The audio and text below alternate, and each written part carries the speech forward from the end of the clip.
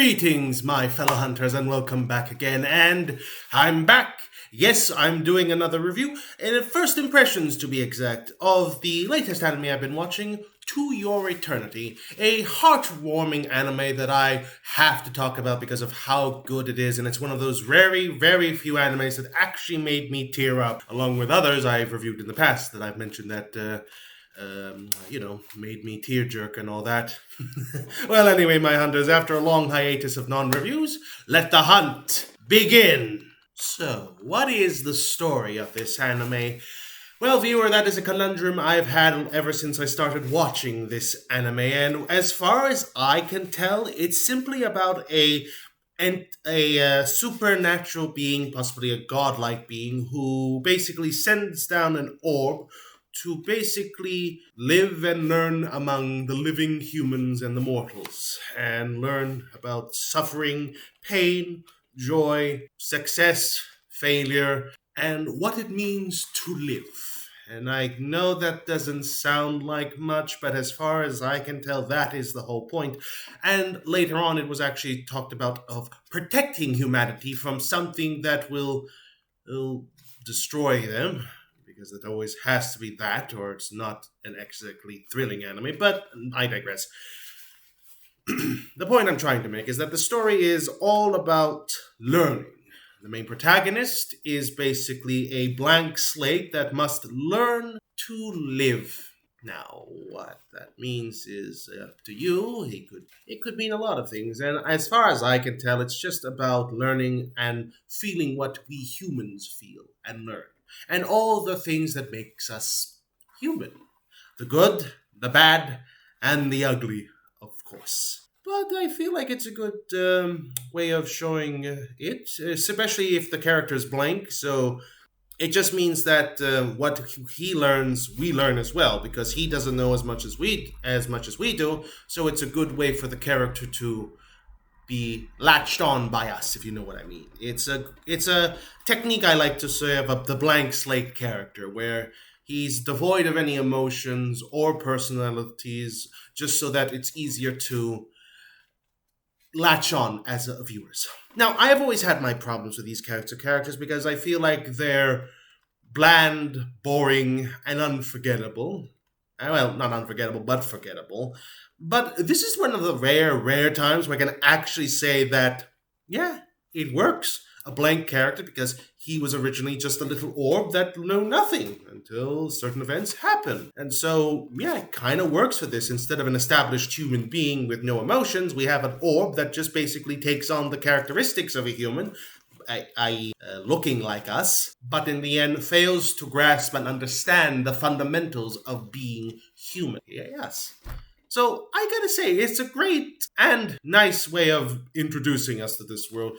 Fresh, excellent, and just executed well. And I have to say, it also complements well with the animation. As I said, the animation is very, very, very, very well done. It's basically very good. And yeah, all I can say, it's very good. I love the details of the characters. I especially like the effects of when the main protagonist, and spoiler ahead, I know I should have said it earlier, but he can transform, but I like the effect they use to basically show when he transforms into different things. I like the look of it. It's very simplistic, but it's executed pretty well. The characters are very well detailed, animated pretty goodly. It's a word? Yes, I think it is. Correct me if I'm wrong down in the comments.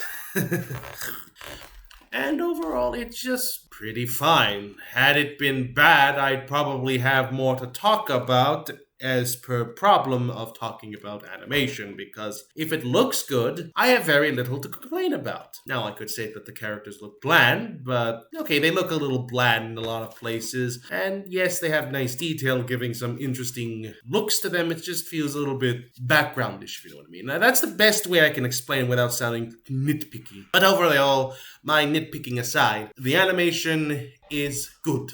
Anticlimactic, right, guys? I wish I had more to say. I could talk about the music next. So, the music of this series is fantastic. I love the opening, especially, on how somber it is, and how it just has a calming but yet tragic feel to it. It tugs at my heartstrings in all the right ways, and I can't help but listen to it time and time again. It basically shows the hardships of the character will face in the future, and we've yet to see. All the while, it makes me actually sad thinking about the fates of those characters we've yet to know. But who knows? Time will tell. And unfortunately, this is the music, not the anime story. But yes, back to the music. It's pretty good. It's actually well tuned. It's mostly somber in a lot of ways, a lot of quiet moments, so not use a lot of music, but in a way, that's fine because it brings up the atmosphere of this anime, and wow. I rarely say that with a lot of songs, but it genuinely made me sad to listen to some of the music because I knew that once you hear that certain tune, it's going to make you sad. And I know music is a subjective thing, but in my subjective opinion, the music is very well done and very atmospheric on what it can do for the show.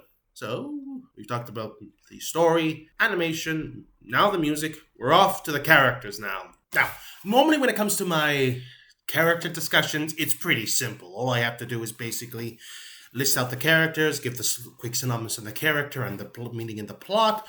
But To Your Eternity is one of those very, very, very rare animes where I can never distinguish how am I going to talk about it. So I decided for the simplistic of my video and the whole thing, I will not be talking about characters that have either passed or that are basically past, because otherwise it's going to be quite difficult for me to talk about them without spoiling anything, which I possibly just did while talking about them right now. So if you don't see him, I can't talk about every single character, but I think for the simplicity, I will be just talking about the main character just for simplicity's sake and just to quicken the video, because if had this been a full review, I probably would have been talking about, well, not all of them, but a good portion of the characters. But yeah, I think I'll be talking about maybe the main protagonist.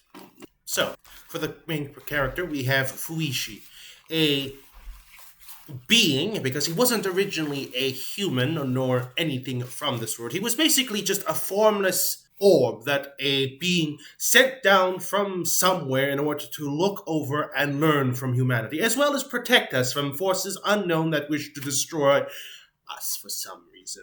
So basically, it's interesting because I think the purpose of him was just basically as a blank slate for the audience to latch on to. So Fuishi doesn't start off with anything, and that's his name.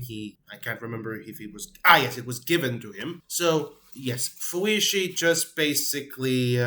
he's just a blank slate that learns to become more human. He learns our pain, our suffering, our joy, our prideful moments, as well as our... how do I put this, lowest points of ourselves, as a way to understand us, to mean what it means to be human, and all that philosophical nonsense that I leave it to the scholars of Bergenworth to discover, for I am a mere hunter, nothing more, nothing less.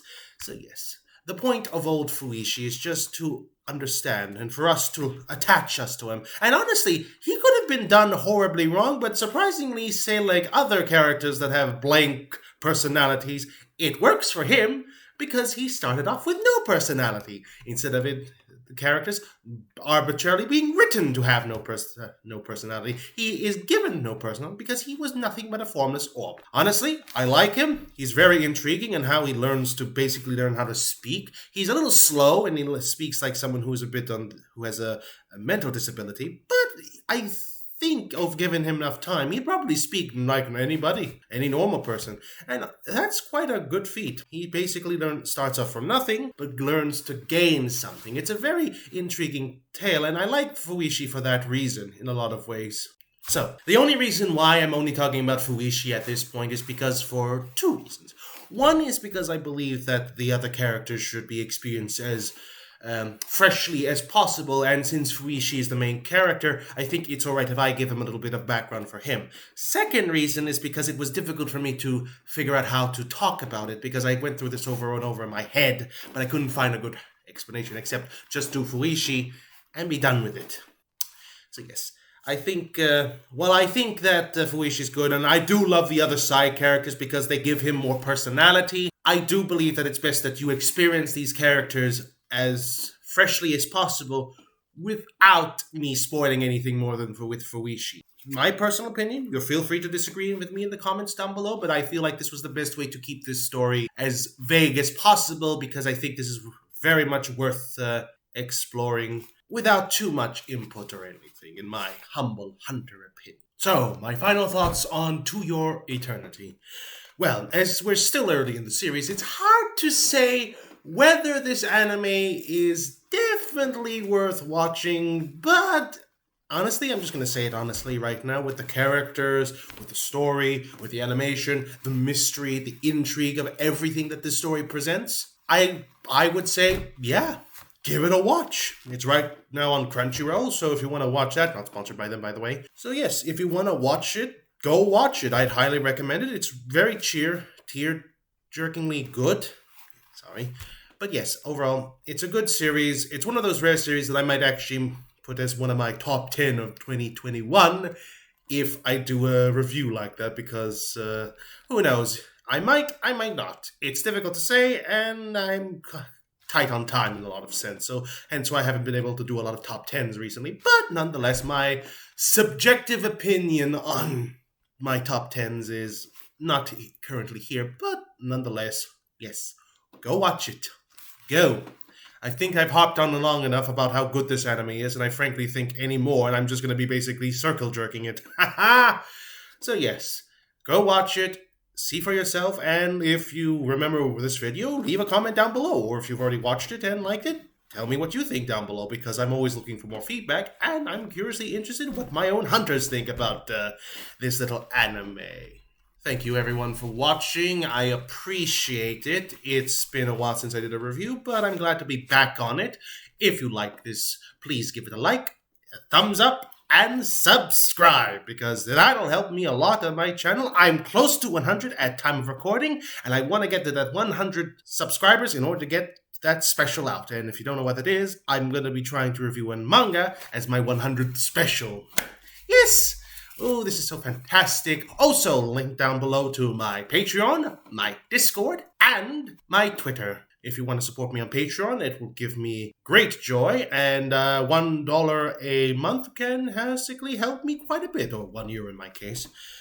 Twitter, if you want to see what I post every now and again, because I do like tweeting a little bit of things here and there, and sharing other fantastical artwork on my Twitter account. My Discord, well, simple enough if you want to talk to me, because I'm on there fairly recently now that I've got some time off, and I talk with friends, video games, anime, and all sorts of geeky things are basically on my Twitter.